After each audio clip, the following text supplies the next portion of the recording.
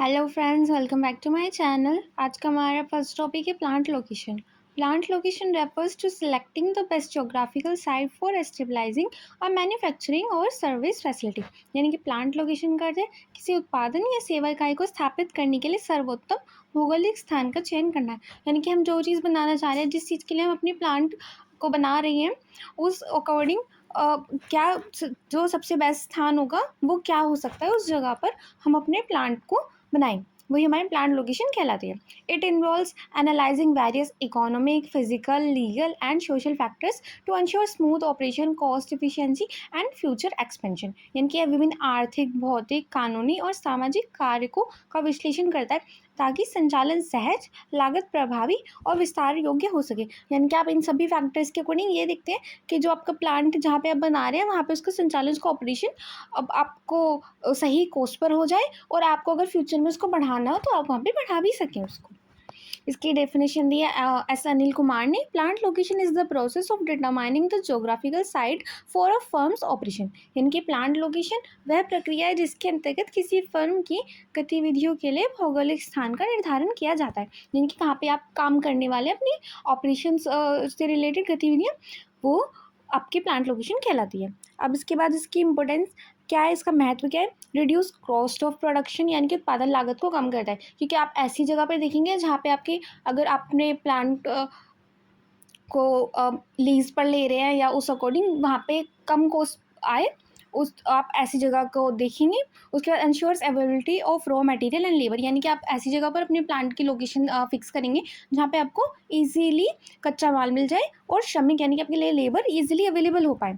उसके बाद helps in timely delivery and customer satisfaction, यानी कि जहाँ से आप अपनी समय पर डिलीवरी भी कर सकें, जो आपका सामान है उसको, मटेरियल को ईजिली ऑन टाइम अपने कंज्यूमर तक पहुँचा सकें। उसके बाद फैसिलिटेट्स फ्यूचर एक्सपेंशन, यानी कि अगर आपको भविष्य में अपने प्लांट को बड़ा बनाना है, उसको एक्सपेंड करना है, तो आप वहाँ पे कर सकें, वहाँ पे स्पेस इतना अवेलेबल भी हो। उसके बाद रिड्यूस रिस्क ऑफ डिसरप्शन, यानी कि रुकावटों के जोखिम को कम करता है। यानी कि वहाँ पे कोई रुकावट ना हो, आप अपने उस तरह से एनालाइज करें उन सभी फैक्टर्स को और उस अकॉर्डिंग अपने प्लांट की लोकेशन फिक्स कर रहे हैं।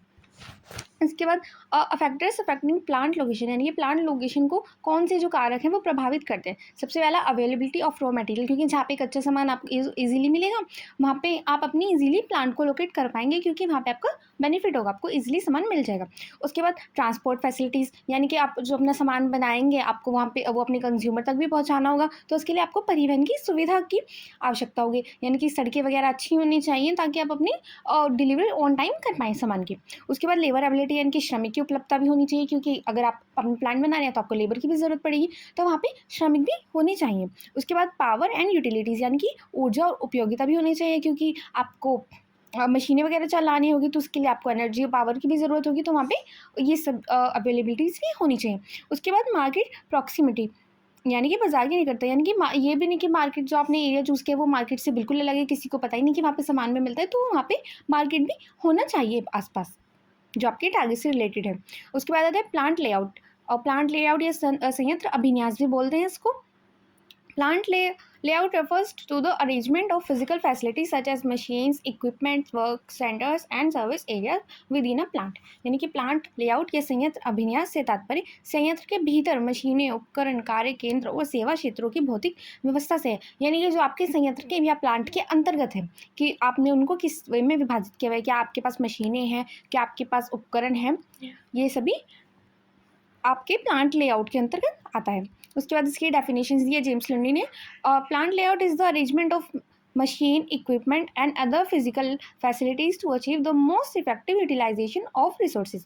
यानी कि प्लांट लेआउट या संयंत्र अभिन्यास मशीनों, उपकरणों और अन्य भौतिक सुविधाओं की ऐसी व्यवस्था है जिससे संसाधनों का अधिकतम उपयोग सुनिश्चित हो सके।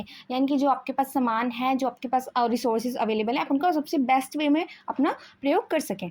उसके बाद आता है ऑब्जेक्टिव ऑफ प्लांट लेआउट, यानी कि प्लांट लेआउट के ये संयंत्र अभिन्यास के उद्देश्य क्या है। इंश्योर स्मूथ प्रोडक्शन फ्लो, यानी कि जो आप चीज़ें बना रहे हैं, आपका प्रोडक्शन उत्पादन की क्रिया वो स्मूथली चलती रहे, आपको सारी चीज़ इजीली अवेलेबल हो जाए, आप ऐसी जगह अपनी चूज़ करते हैं। उसके बाद रिड्यूस मटेरियल हैंडलिंग कॉस्ट, यानी कि सामग्री संचालन लागत को कम करना, क्योंकि आपको मटेरियल चाहिएगा, आपको उसको पहुँचाना पड़ेगा, तो आप ऐसी जगह देखेंगे जहाँ पे परिवहन की लागत भी कम हो। उसके बाद यूटिलाइज अवेलेबल स्पेस एफिशिएंसी, यानी कि उपलब्ध स्थान का कुशलतापूर्वक उपयोग करना, यानी कि आपने बहुत बड़ा प्लांट ले लिया पर आप इतनी चीज़ें बना नहीं रहे, तो प्लांट वो वेस्ट जा रहा है, तो आप अपनी जो भी सामान है उसको बेस्ट वे में अपने यूज़ करेंगे। उसके बाद इंक्रीज प्रोडक्टिविटी एंड सेफ्टी, यानी कि उत्पादकता भी हो तो साथ में सुरक्षा भी हो, ये नहीं कि आप प्रोडक्शन तो कर रहे हैं पर कोई भी अपनी सेफ्टी का सामान नहीं रखा हुआ है, तो आप सेफ्टी भी होनी चाहिए आपके वर्कर्स की, आपकी कंपनी की। उसके बाद फैसिलिटेट सुपरविजन एंड कंट्रोल, यानी कि निरीक्षण और नियंत्रण को आसान बनाना, क्योंकि आप ऐसी जगह प्लान देखिए जहाँ पे आप इजीली अपने वर्कर्स को कंट्रोल कर सकें, उनका सुपरविजन कर सकें। उसके बाद आती है इंपॉर्टेंस ऑफ प्लांट लेआउट, यानी कि प्लांट लेआउट या संयंत्र अभिन्यास का महत्व क्या होता है। अब इसमें क्या होता है, reduce production cost and time, यानी कि क्या करता है, उत्पादन लागत और समय को कम करता है, क्योंकि आप क्या करें, आप अपने अपनी सभी रिसोर्सेज को प्रॉपर टाइम में प्रॉपर वे में यूज़ कर रहे हैं। उसके बाद improves quality and work flow, क्योंकि आपका बेटर वर्क चलता रहेगा, आपको इजीली सारी चीज़ें ऑन टाइम मिलती रहेंगी, तो उससे आपकी क्या होगी, क्वालिटी में भी होगा और आपका वर्क फ्लो भी, यानी कि आपका कार्य निरंतर चलता रहेगा।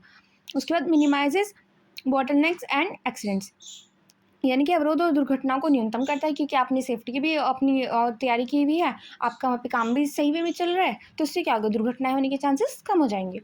उसके बाद आते हैं helps in optimal use of resources, क्योंकि आप अपने संसाधनों को पहले से ही प्लान करके सबसे बेस्ट वे में यूज़ करें, तो उससे आपके संसाधनों का उत्तम उपयोग हो रहा है।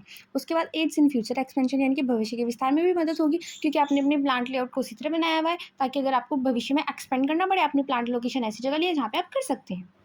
उसके बाद आते हैं टाइप्स ऑफ प्लांट लेआउट, यानी कि प्लांट लेआउट के प्रकार क्या होते हैं। सबसे पहला होता है इसमें प्रोडक्ट लेआउट, यानी कि उत्पाद अभिन्यास, machines and equipment are arrange in a line according to the sequence of operation, यानी कि मशीन और उपकरण को क्रियाओं के क्रम के अनुसार पंक्ति में व्यवस्थित किया जाता है। यानी कि अगर आपको पहले कच्चे माल से ये बनाने कोई चीज़ बनानी है, जैसे कि आपने धागा लिया है, धागे से आप उसको कपड़ा बना रहे हैं, फिर कपड़े से आप उसकी शर्ट बनाएं, तो उसके अकॉर्डिंग आपने अपनी मशीनों को, अपने इक्विपमेंट्स को उसी अकॉर्डिंग अरेंज किया हुआ है। यानी कि पहले आप इससे ये करने वाले हैं, तो पहले क्या करें, आप धागा इकट्ठा करें, धागा इकट्ठा करके आप उसका कपड़ा बना रहे हैं, तो आपने अपनी मशीनों को भी उसी ऑर्डर में अरेंज किया हुआ है। उसके बाद सुटेबल फॉर मास प्रोडक्शन, यानी कि जहाँ पे बड़े पैमाने का उत्पादन होना है वहाँ पे ये अच्छा रहता है। उसके बाद आते हैं प्रोसेस लेआउट, यानी कि क्रिया अभिन्यास, प्रक्रिया अभिन्यास। Similar machines are group together, यानी कि जो एक जैसा काम करने वाली मशीनें हैं वो एक साथ रखी गई हैं। यूज फॉर जॉब और बैच प्रोडक्शन, यानी कि यहाँ पे जॉब या बैच उत्पादन के लिए उपयोग किया जाता है, यानी कि यहाँ पे आपको एक ही चीज़ का ज़्यादा प्रोडक्शन करना है, वहाँ पे आप प्रोसेस के थ्रू की एक ही क्रिया आपको करनी है, तो आपने उसी अकॉर्डिंग सिमिलर मशीन्स को जो भी एक जैसा काम करती है उनको एक ग्रुप में रखा हुआ है। उसके बाद आती है फिक्स पोजिशन लेआउट। इसके बाद ये क्या करते हैं, production remains stationary and workers tools machines move to it, यानी कि उत्पाद स्थिर रहता है जबकि श्रमिक औजार और मशीनें उसके आसपास जाती हैं, यानी कि आपका प्रोडक्ट वहीं की वहीं है, पर जो उसके लिए वर्कर्स लग रहे हैं, जो उसके लिए टूल्स लग रहे हैं, वो आप अपने आप मूव कर रहे हैं, यानी कि उनको हिलना पड़ रहा है, पर प्रोडक्ट वहीं का वहीं रहेगा। यूज इन शिप बिल्डिंग और एयरक्राफ्ट, यानी कि क्या हो रहा है, जहाज़ निर्माण और विमान निर्माण में प्रयुक्त होता है, क्योंकि आप जहाज़ इतनी बड़ी चीज़ है, आप उसको अब अपने आप उसमें कुछ कर रहे हैं, तो आप उसको कहीं और शिफ्ट नहीं कर सकते, ये काफ़ी प्रॉब्लमेटिक हो जाएगा, तो इसलिए क्या होता है, जहाँ पे बड़ी चीज़ें बननी होती है वहाँ पे प्रोडक्ट वहीं रहता है और वर्कर्स और टूल्स मूव करते हैं। उसके बाद आता है कॉम्बिनेशन लेआउट। अब ये कॉम्बिनेशन लेआउट जो होता है, इसमें क्या होता है, it is a mix of product and process layout, यानी कि उत्पाद और प्रक्रिया लेआउट का संयोजन होता है। इसमें आप अपनी प्रोडक्ट लेआउट भी यूज़ करें, यानी कि उत्पाद का अभिन्यास भी यूज़ कर रहे हैं और प्रक्रिया का अभिन्यास भी। Use in large manufacturing units, यानी कि जहाँ पे बड़े निर्माण संयंत्रों में किए जाते हैं वहाँ पे इसका उपयोग होता है। उसके बाद आता है cellular layout. Machines are grouped into cells based on similar process, यानी कि मशीनों को समान प्रक्रियाओं के आधार पर सेल्स में विभाजित किया जाता है, यानी कि जो मशीन सेम प्रक्रियाएं करती है उनको आपने एक साथ इकट्ठा कर दिया है। इम्प्रूव्स फ्लेक्सिबिलिटी एंड एफिशिएंसी, यह लचीलापन और दक्षता बढ़ाता है। अब उसके बाद आते हैं हमारे प्रिंसिपल्स ऑफ प्लांट्स लेआउट, यानी कि प्लांट लेआउट या संयंत्र अभिन्यास के सिद्धांत क्या हैं। प्रिंसिपल ऑफ मिनिमम मूवमेंट, यानी कि क्या करें, न्यूनतम गति का सिद्धांत। रिड्यूस मटेरियल हैंडलिंग, यानी कि संचालन लागत को कम करना, यानी कि आप जो आपकी संचालन सामग्री है, आप उसकी लागत को कम करने के लिए क्या करते हैं, न्यूनतम गति के सिद्धांत का प्रयोग करते हैं, यानी कि आपको ज़्यादा मूव ना करना पड़े, आप उस अकॉर्डिंग कि आपको ईजिली मटेरियल मिल जाए और ईजिली आप अपने कस्टमर उस तक पहुंचा सकें, तो आप ऐसी जगह चूज़ करते हैं। उसके बाद प्रिंसिपल ऑफ स्मूथ फ्लो, यानी कि सुचारू प्रवाह का सिद्धांत, यानी कि आपका जो कार्य है वो निरंतर मिलता रहे। जैसे आपको रोज मटेरियल चाहिए तो आपको वो ईजिली मिल जाए, आपको लेबर चाहिए वो आपको ईजिली मिल जाए, आप ऐसी जगह अपने प्लांट को लोकेट करते हैं और उसके बाद अपने प्लांट लेआउट को इस तरह से बनाते हैं। उसके बाद आती है प्रिंसिपल ऑफ सेफ्टी, यानी कि सुरक्षा का सिद्धांत, क्योंकि आपको अपने वर्कर्स की भी सुरक्षा करनी है और आपको अपनी मशीनों की भी सुरक्षा करनी है, तो इसलिए सेफ्टी भी इंपॉर्टेंट होती है। उसके बाद आता है प्रिंसिपल ऑफ फ्लेक्सिबिलिटी, यानी कि लचीलापन का सिद्धांत, ताकि आपको भविष्य में अपने अगर प्लांट को एक्सपेंड करना पड़े, बढ़ाना पड़े, या फिर आपको अपना प्रोडक्शन थोड़ा कम करना पड़े तो आप उसको कर पाएँ, तो उसमें क्या होना चाहिए, लचीलापन होना चाहिए। उसके बाद आते हैं principle of effective use of space, यानी कि आप अपने जो स्थान है उसका प्रभावी उपयोग करें। आपने बहुत बड़ा प्लांट ले लिया पर आप कम प्रोडक्शन करें तो वेस्ट जाएगा, तो आप अपने प्रोडक्शन के अकॉर्डिंग ही अपने प्लांट को चूज़ कर रहे हैं। उसके बाद आता है फैक्टर्स अफेक्टिंग प्लांट लेआउट, यानी कि प्लांट लेआउट को प्रभावित करने वाले कारक। नेचर ऑफ प्रोडक्ट, यानी कि उत्पाद की प्रकृति कैसी है, उसका साइज़ कैसा है, इसमें उसका टाइप कैसा है, उसका स्वरूप कैसा है, ये सभी हमारी प्रोडक्ट के नेचर के अंतर्गत आते हैं। तो प्रोडक्ट का नेचर भी, जैसे कि अभी हमने पढ़ा था भी कि अगर प्रोडक्ट बड़ा होगा तो वर्कर्स मूव करेंगे, मशीनें मूव करेंगी, पर प्रोडक्ट मूव नहीं करेगा। पर अगर प्रोडक्ट छोटा होगा तो प्रोडक्ट मूव करेगा और वर्कर्स और मशीनें वहीं रहेंगे। तो उस अकॉर्डिंग प्रोडक्ट का नेचर भी मैटर करता है। उसके बाद आता है वॉल्यूम ऑफ प्रोडक्शन, यानी कि उत्पादन की मात्रा कितनी है, कि आप अपने बड़े पैमाने पर उत्पादन करें या छोटे पैमाने पर उत्पादन करें, तो आपको उसी अकॉर्डिंग वर्कर्स और मशीनें चाहिएंगी। तो ये भी अपने आपके प्लांट लेआउट को प्रभावित करता है। उसके बाद आते हैं टाइप्स ऑफ मैन्युफैक्चरिंग प्रोसेस, यानी कि निर्माण प्रक्रिया का प्रकार कैसा है, कि वो सतत चलती रहती है, यानी कि आपकी वो चीज़ जो है वो बनती रहेगी, या फिर उसमें रुक रुक कर आप काम कर रहे हैं, कि उसको अगर कोई जैसे आप एग्जांपल के लिए ले सकते हैं कि अगर कोई खाने की चीज़ बना रहे हैं आप, तो हो सकता है आपको उसको धूप में सुखाना पड़ेगा, आपको क्या करना पड़ेगा, रुकना पड़ेगा। पर अगर आप कोई वैसी चीज़ें मैन्युफैक्चरिंग कर रहे हैं जैसे कपड़ा वगैरह, तो वो निरंतर चलती रहेंगी।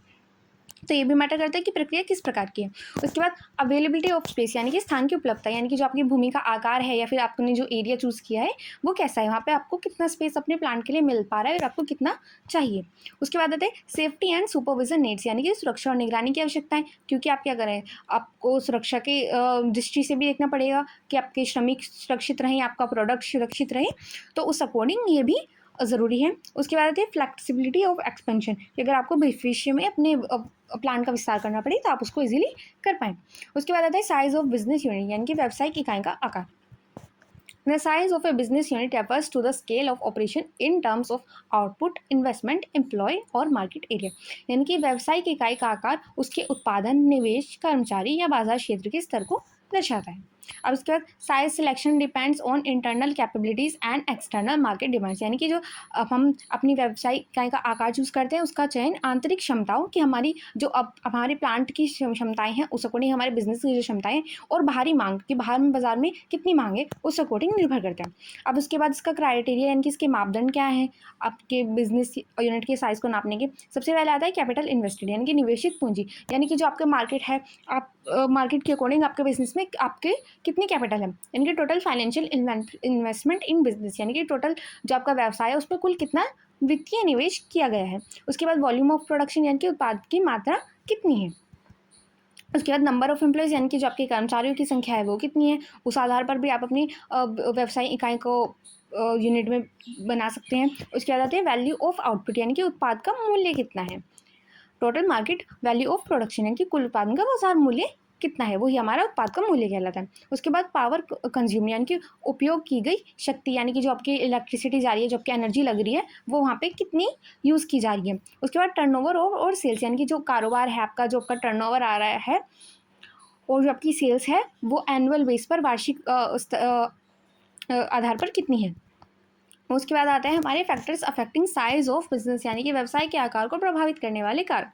नेचर ऑफ बिजनेस, यानी कि व्यवसाय की प्रकृति कैसी है, वो भी हमारे व्यवसाय के आकार को प्रभावित करेगी। हम उसी अकॉर्डिंग अपने व्यवसाय के आकार को बनाएंगे, उसी अकॉर्डिंग अपने प्लांट्स बनाएंगे। उसके बाद अवेलेबिलिटी ऑफ कैपिटल, यानी कि आपके पास पूंजी की उपलब्धता कितनी है, आपके पास जितना वित्तीय सामर्थ्य होगी आपकी, आप अपने बिजनेस को उसी अकॉर्डिंग यूनिट्स में डिवाइड कर पाएंगे। उसके बाद मार्केट में डिमांड कितनी है, ऐसे भी नहीं कि किसी चीज़ की डिमांड नहीं है पर आपने उसके अलग अलग यूनिट्स बना लिया, तो जितनी मार्केट की डिमांड्स हो, जितनी आपके पास पास कैपिटल है, आप उसके अकॉर्डिंग अपनी बिजनेस की यूनिट्स बना सकते हैं। उसके बाद मैनेजरियल एबिलिटी यानी कि प्रबंध की क्षमता, क्योंकि अगर आप अपनी अलग यूनिट बनाएंगे तो आपको वहाँ पे भी मैनेजमेंट का ध्यान रखना पड़ेगा, तो आपके पास प्रबंध की क्षमता कितनी है ये भी मैटर करता है। उसके बाद टेक्नोलॉजिकल रिक्वायरमेंट यानी कि तकनीकी आवश्यकताएं कितनी है, यानी कि मशीनरी वहाँ पे जब आप अपनी अलग यूनिट बनाएंगे तो वहाँ पे आपको मशीनरी भी चाहिएगी, वहाँ पे भी आपका प्रोसेस पूरा चलेगा, तो उस अकॉर्डिंग आपको अपनी तकनीकी आवश्यकताओं का भी ध्यान रखना पड़ेगा। उसके बाद आती है गवर्नमेंट पॉलिसीज़ यानी कि सरकार की नीतियाँ, जो आप अपनी अलग से व्यवसाय की यूनिट बनाना चाह रहे हैं, अपनी या फिर व्यवसाय को अलग अलग यूनिट्स में विभाजित करना चाह रहे हैं, उसके प्रति जो हमारी गवर्नमेंट्स की पॉलिसी हैं वो किस प्रकार की हैं। उसके बाद आता है optimum size of business unit यानी कि व्यावसायिक इकाई का आदर्श आकार, यानी कि एक व्यावसायिक इकाई का आकार एक्चुअल में कितना होना चाहिए। Optimum size is the most efficient size eight which a business can operate with maximum output and minimum cost, यानी कि आदर्श आकार वह होता है जहाँ पे आप व्यवसाय न्यूनतम लागत में अधिकतम उत्पादन कर सके, यानी कि आपके जो पैसे लग रहे हैं, जो आपकी कॉस्ट लग रही है वो कम हो पर आपका प्रोडक्शन अधिकतम हो सके। It balance scale of production with cost and flexibility, यानी कि उत्पादन के स्तर को लागत और लचीलेपन के साथ संतुलित करता है। अब इसके बाद आते हैं फैक्टर्स डिटरमाइनिंग ऑप्टिमम साइज, यानी कि आदर्श आकार को निर्धारित करने वाले क्या कारक हैं। नेचर ऑफ प्रोडक्ट यानी कि उत्पाद की प्रकृति कैसी है।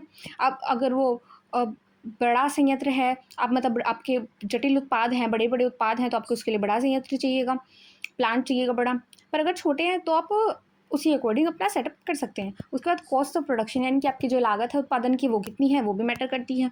उसके बाद आती है फ्लेक्सिबिलिटी यानी कि लचीलापन, यानी कि ability to adjust to market changes, यानी कि जो बाजार में परिवर्तन आ रहे हैं, अगर मांग बढ़ रही है, मांग कम हो रही है, आप उसके अकॉर्डिंग अपने आपको किस तरह से ढाल सकते हैं। उसके बाद मैनेजरियल कैपेसिटी यानी कि आपके पास प्रबंधन की क्षमता कितनी है, ये भी मैटर करता है, क्योंकि आप अगर अपने यूनिट्स बना रहे हैं बिजनेस तो वहाँ पर आपको सुपरविजन भी करना होगा।